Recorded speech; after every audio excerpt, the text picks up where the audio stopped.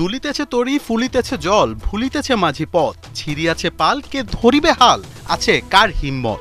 সেই হিম্মত নিয়েই টাইগারদের নাও একাই বেয়ে চলার গুরু দায়িত্ব নিজ কাঁধে তুলে নিয়েছিলেন পারভেজ হোসেন ইমন।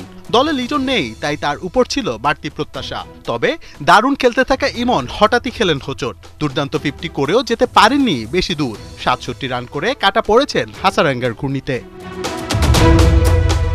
টস জিতে আগে ব্যাটিং নেন টাইগার কাপ্তান মিরাজ। দলে লিটনের পরিবর্তে শামীম। ওপেনিংয়ের দায়িত্ব ইমন এবং তামিমের উপর।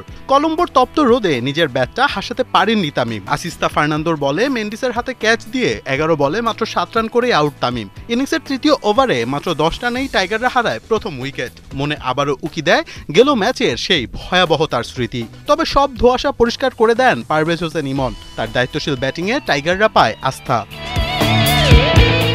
নাজমুল শান্তকে নিয়ে ধীরে ধীরে রানের গতি তুললেও সময়ের সাথে তা বেড়েছে ঝড়ের গতিতে। নন স্ট্রাইক জোনে শান্তকে রেখে মাঠ মাতিয়ে তোলেন ইমন।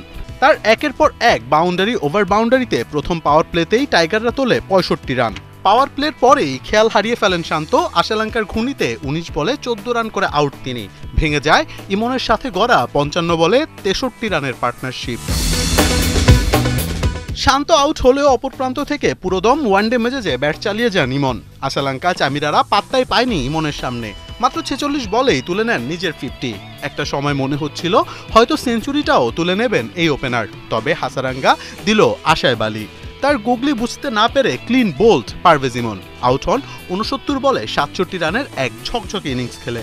ইমন নিজের ইনিংসটি সাজান 97 স্ট্রাইক রেটে, যেখানে ছিল 6টি 4 এবং 3টি ছক্কার মার। মোহাম্মদ আদনান, 71।